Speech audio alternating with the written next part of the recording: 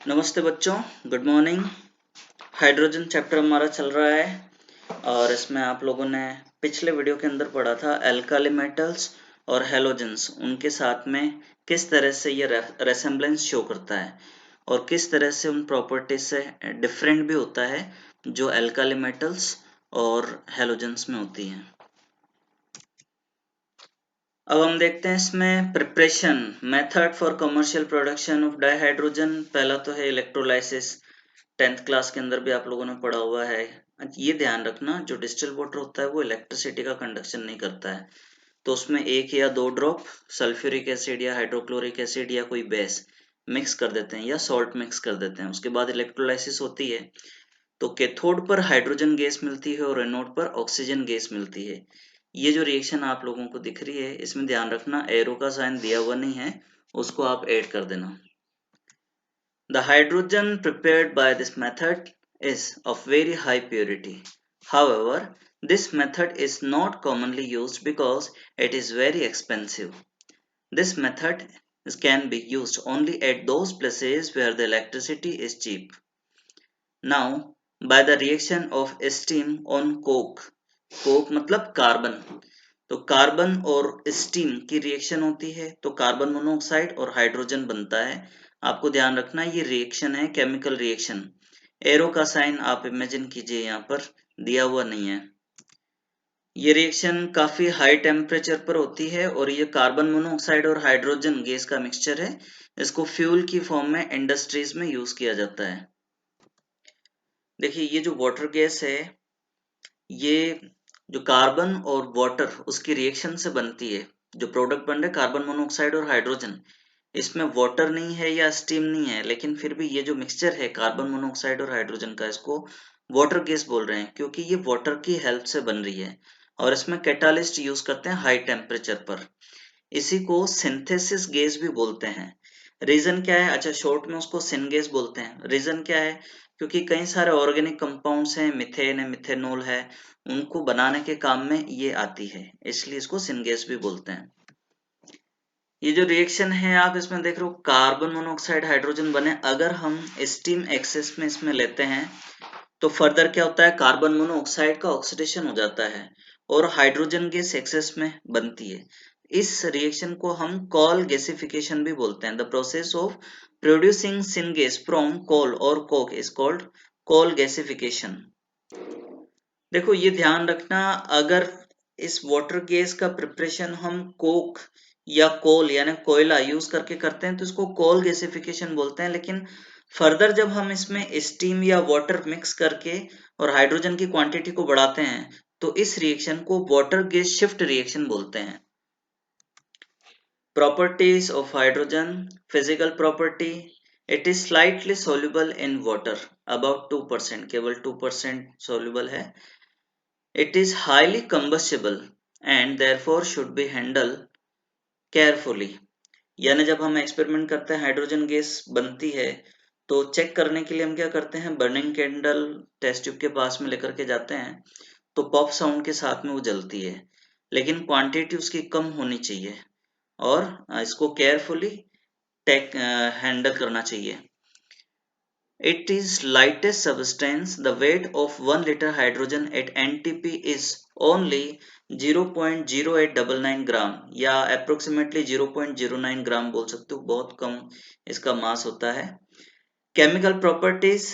Not very reactive due to high bond dissociation energy. Room temperature पर ये reaction नहीं करती है, लेकिन अगर टेम्परेचर आप इंक्रीज करोगे जो इसके बॉन्ड को ब्रेक करने के लिए रिक्वायर्ड होती है, तब फिर यह हाईली रिएक्टिव हो जाती है। फिर कंबस्टन, ऑक्सीजन के साथ में रिएक्शन करके वाटर बनाती है, तो H2 plus O2 giving H2O, balance करेंगे। ये ध्यान रखना, बाय मास जो कॉम्बिनेशन होता है हाइड्रोजन और ऑक्सीजन का वो 1:8 के रेशियो में होता है, लेकिन बाय वॉल्यूम जो कॉम्बिनेशन होता है वो स्टोइकियोमेट्रिक कोफिशिएंट का जो रेशियो होता है वही होता है 2:1 वाला। Reaction with metals, reactive metals जैसे कि सोडियम, पोटेशियम, कैल्शियम, लिथियम है, इनके साथ में कंबाइन होकर के ये करस्पॉन्डिंग हाइड्राइड बनाती है। जैसे सोडियम के साथ NaH, पोटेशियम के साथ KH, कैल्शियम के साथ CaH2 और लिथियम के साथ LiH। Metals like platinum, palladium, निकल, डी ब्लॉक के जो एलिमेंट्स हैं form interstitial hydride bye absorbing large volume of hydrogen. Interstitial word क्यों यूज किया है? क्योंकि ये हाइड्रोजन के साथ रिएक्शन तो नहीं करती हैं, लेकिन इनके जो क्रिस्टल्स बनते हैं तो या क्रिस्टलाइन सॉलिड है, उसके अंदर इंटरस्टिशियल स्पेसेस होते हैं, वहां पर इसका वॉल्यूम या इसकी साइज छोटी होने की वजह से वो स्पेसेस को ऑक्यूपाई कर लेती है।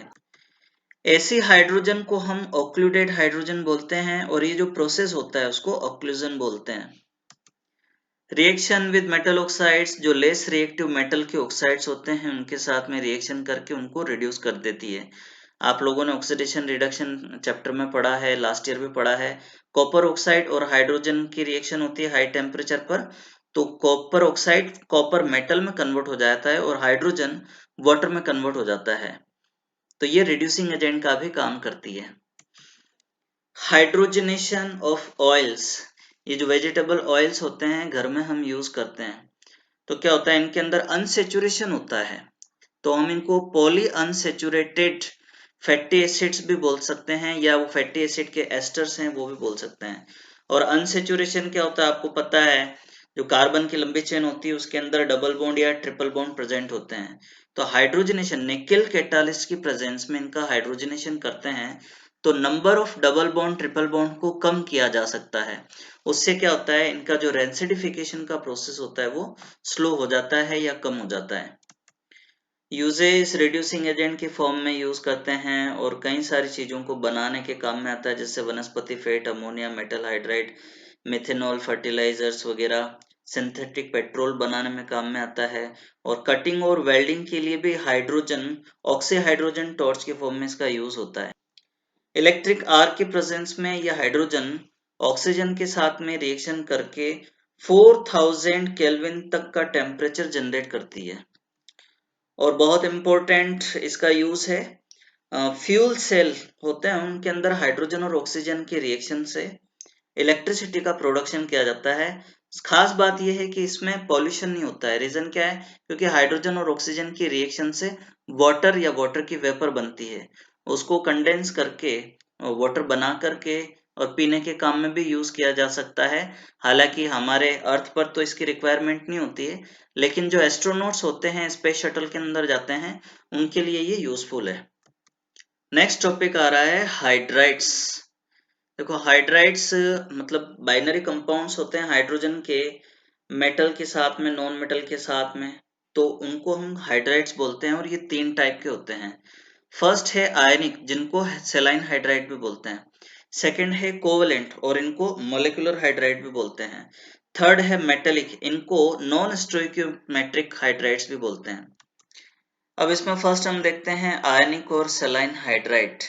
यह हाइड्राइड एस ब्लॉक के एलिमेंट्स के साथ में बनते हैं, जैसे कि सोडियम हाइड्राइड है, कैल्शियम हाइड्राइड है, पोटेशियम हाइड्राइड है, और ये हाईली रिएक्टिव होते हैं। और इनमें ध्यान रखना कि हाइड्रोजन पर नेगेटिव चार्ज होता है, इलेक्ट्रॉन कंप्लीटली ट्रांसफर होता है। तो केटाइंस होते हैं एस ब्लॉक की मेटल्स और एनाइन होगा हाइड्राइड। सेकेंड कैटेगरी है कोवलेंट और मॉलिक्यूलर हाइड्राइड। देखो नाम से पता लग रहा है कि इनके अंदर कोवलेंट बॉन्ड होगा, आपने इससे पहले जो पढ़ा था वो आयनिक बॉन्ड वाले हाइड्राइड थे एस ब्लॉक एलिमेंट के साथ में, लेकिन कोवलेंट हाइड्राइड पी ब्लॉक के एलिमेंट्स के साथ में बनते हैं ज्यादातर केस में।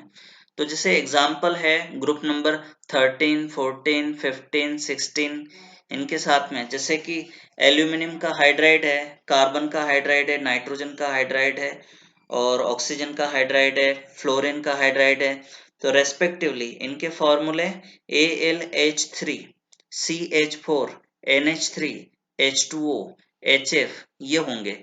यानी आपको एक चीज दिख रही है, ग्रुप नंबर 13 के साथ में जहां वैलेंसी 3 होती है तो फॉर्मूला AlH3 या BH3 होगा, और अगर 4 है तो जैसे कार्बन के साथ में CH4। इसी तरह से ग्रुप नंबर 15 है नाइट्रोजन के साथ में NH3, ग्रुप नंबर 16 है ऑक्सीजन के साथ में H2O, HF, इस तरह से। तो इससे आगे वाला जो है हम नेक्स्ट वीडियो के अंदर पढ़ेंगे। आप दोनों के अंदर अपनी अटेंडेंस देना।